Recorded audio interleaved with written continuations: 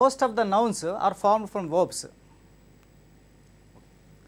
and most of the adjectives by adding, adjectives are formed by adding full, icy, yes, ish, like this. Nouns are formed adjectives, and nouns are formed by adding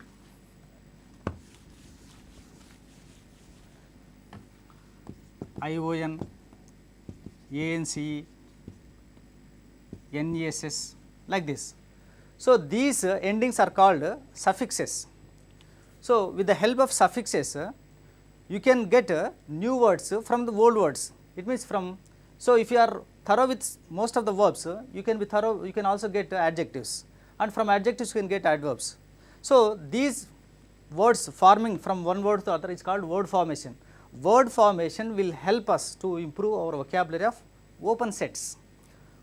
So, if you learn these basic principles of suffixing and affixing, you can improve your vocabulary, which are helpful to improve your composition and writing skills. So, the paper 1 and paper 2 nearly covers 50 marks from reading. I have already told you 20 marks from paper 2 and 30 marks from textual reading and unseen passages, and 30 marks on the aspects of grammar, 30 marks on aspects of grammar. So, among these aspects the most important thing is you should be thorough with the voice, active and passive voice. Voice is the most important aspect even for understanding passages. So, what is the voice? I will give you simple definition so that you can easily change any active sentence into passive voice or any passive sentence into active voice. Passive voice is formed with the tense of the be form, tense of the be form plus V3. This is the simple definition for the formation of voice. If you want to change active voice into passive voice, I will give an example. He wrote a letter. If you want to change into passive voice, you will be thorough. Of course, you are familiar with, because you can bring, you make the object as the subject, and you make this subject into object pronoun him, and you add by before it, and here wrote is in V2. So, what is the tense of the be form for V2? Was, and then V3. What is the V3 of the verb? Tense of the be form and V3 of the verb. This is a simple definition. So, written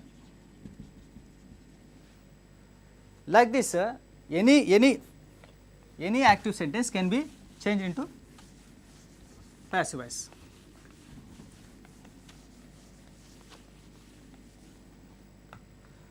I will give one more example. He is opening the door. So, I have just told you the form of the passive. Passive voice is formed with the tense of the be form, tense of the be form. Say, what is the tense? It is continuous tense. So, continuous tense be form means is, or you can use are or am plus being, same tense, but we are using with be, and V3 of the verb, which is the verb opening. So, what is the V3 of the verb? Opened. So, here there is an option whether we have to use is or am. It depends according to the object which becomes the subject. So, the door is singular. So, we select this, we remove this. So, the door is being opened by him. So, this is the formula, and you know this is one thing, but passive voice, why is passive voice used in English? When the same sentence gives the same meaning in passive voice, what is the necessity of passive voice?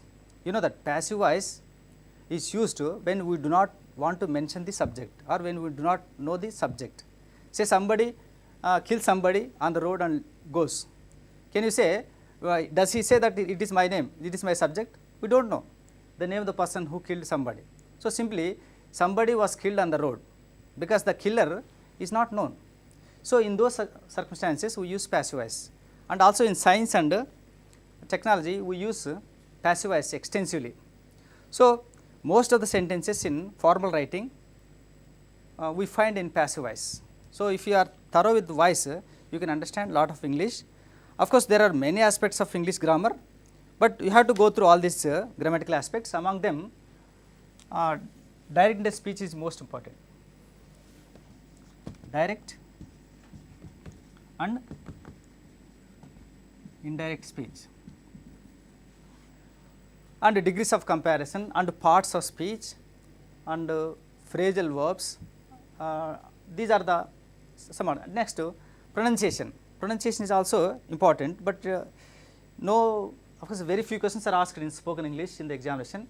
Most of the questions are based on reading and writing skills. Okay.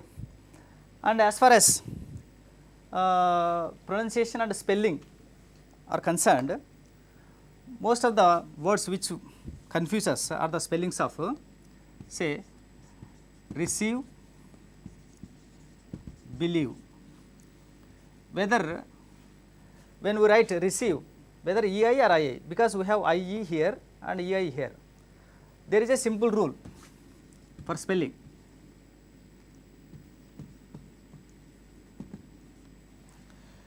If EI always comes after C, and in other occasions we get IE. This is a general rule. Of course, there are some exceptions. So, like this, receive, conceive, like that, believe, relieve, like this. So, this is one example of spelling technique. There are some techniques, you have to know those techniques. I will give one more technique for spelling.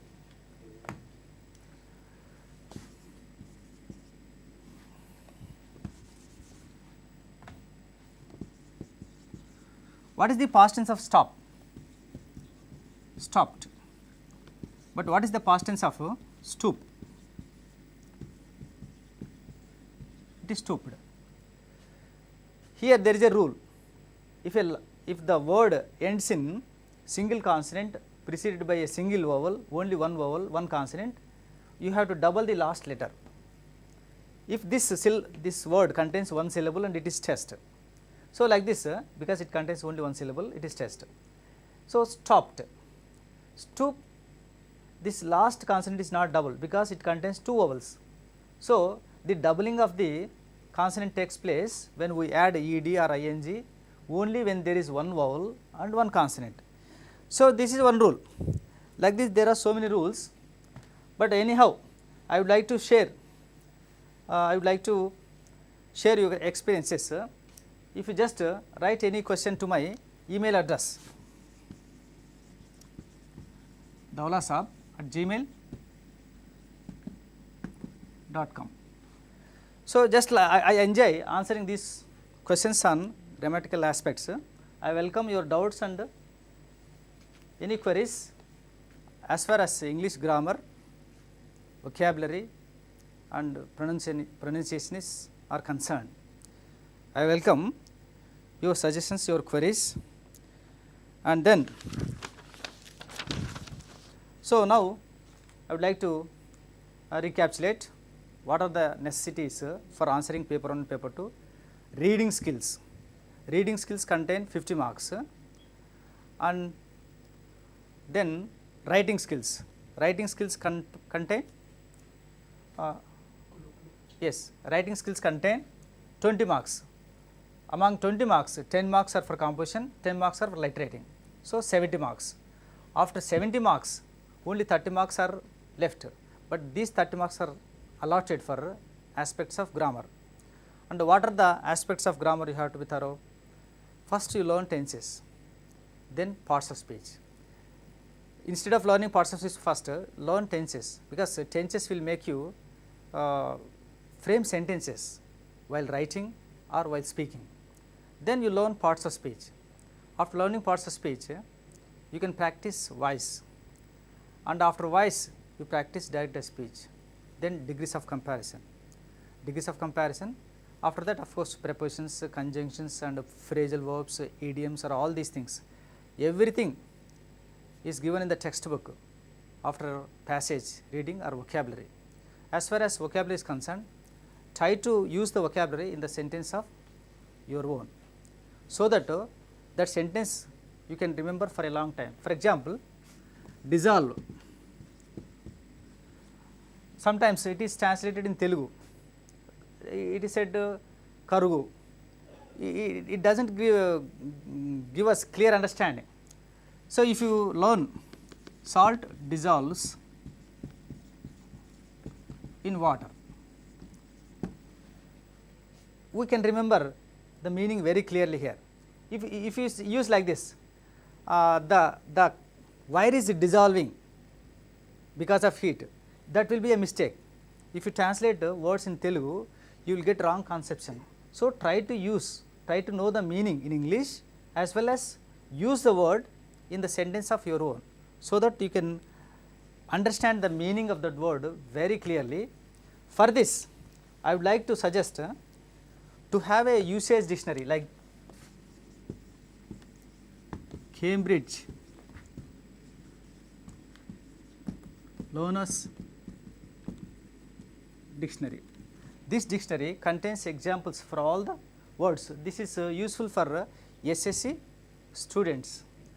So, if you use dictionary and do the exercises that are given in the textbook, certainly you can answer English paper 1 and 2 very easily without learning anything by heart. There is nothing to attempt by learning by heart.